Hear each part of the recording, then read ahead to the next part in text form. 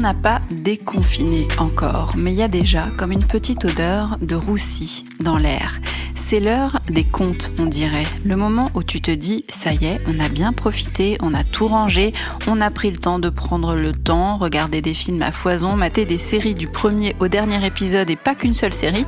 D'ailleurs, on a tous filé des millions de dollars à Netflix au passage, pris le temps avec les enfants, fait l'école à la maison, renoncé à faire l'école à la maison, fait le ménage plus que de raison, fêté un anniv, eu des échos morbides de part et d'autre, pris le pli de ne plus mettre le réveil avant 8h, de se coucher tard parce qu'il n'y a que ça à faire. On a même eu le temps de bosser en mode télétravail, en usant le numérique plus que jamais de ta vie et en étant assez satisfait finalement d'avoir eu la bonne idée d'investir à un moment donné dans un ordi digne de ce nom.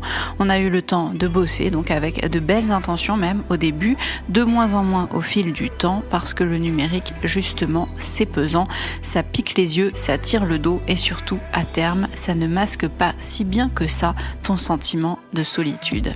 Alors on a un peu moins bossé, quitte à perdre un peu d'argent, comme tout le monde. Puis tout le monde a repoussé, puis annulé, puis laissé tomber.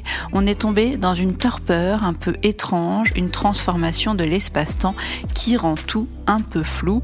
Les jours sont passés et là vient l'heure des comptes. Vient le moment où tu finis par te dire que tu n'as plus le choix que de te connecter à ta banque en ligne, le moment où potentiellement tu pourrais pleurer. Tu pourrais pleurer, mais tu te ressaisis.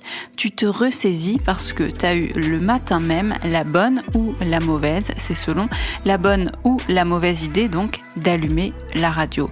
Ce qui fait que, du coup, tu te dis que ce serait indécent de chialer devant ta banque en ligne puisque toi, tu manges à ta faim. Oui, toi, tu manges à ta faim. Oui, à ce jour, dans notre monde, celui de 2020, si tu manges à ta faim, tu peux t'estimer heureux.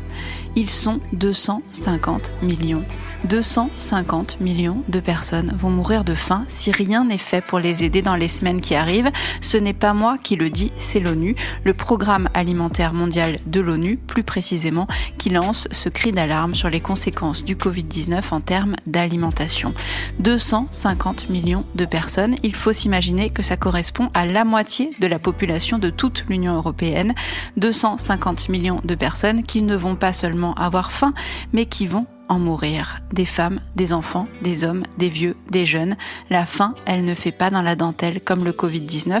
Elle tue moins vite, mais plus radicalement, et il n'y aura jamais de vaccin. Il y aura encore une production alimentaire mondiale disproportionnée et extrêmement mal répartie entre pays pauvres et pays riches. Il y aura toujours une dérégulation totale de l'agriculture mondiale pour continuer à engraisser les pays où l'obésité fait des ravages, mais il n'y aura pas de vaccin. Un remède, peut-être, on s'y colle, on s'y met à le chercher, le remède contre la faim, c'est le moment, non ? Un remède, il serait temps, mais pas de vaccin. Il n'y aura pas de vaccin et selon David Beasley, le patron du Programme alimentaire mondial, dans le pire des scénarios, la famine touchera une trentaine de pays, en Afghanistan, au Soudan du Sud, au Yémen, en République démocratique du Congo, explique-t-il. Nous avons déjà plus d'1 million de personnes au bord de la famine dans chacun de ces pays. Et moi, devant mon appli BNP, je fais quoi ? J'en fais quoi de cette information-là ? Elle me sidère juste cette info-là et concrètement, je n'y peux rien. 175 000 morts du coronavirus dans le monde et 250 millions de personnes qui risquent de mourir de la famine. Dans les deux cas, je n'y peux rien. Je peux toujours pleurer, oui, je pisserai moins. Ce qui est sûr, c'est que les spécialistes parlent de pandémie aussi quand ils parlent de la faim. Toujours cette impression que quand c'est grave pour toi, pour eux, dans ces pays qu'on imagine lointains et différents, pour eux, c'est dramatique. Quand c'est grave pour nous, pour eux, c'est dramatique.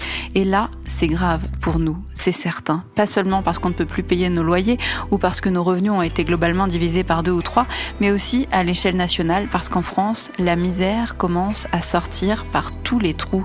Ça déborde un peu trop, ça y est, plus personne ne peut faire comme si on ne la voyait pas. Ça déborde et ça grogne. Socialement, ça sent le roussi, je vous dis, très fort. Partout dans le monde, d'ailleurs, ça déborde et ça grogne.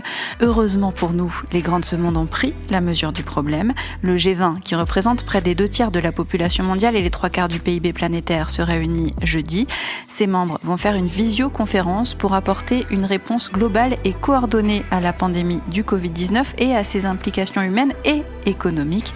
Rassurez-vous, c'est l'Arabie Saoudite qui le dit.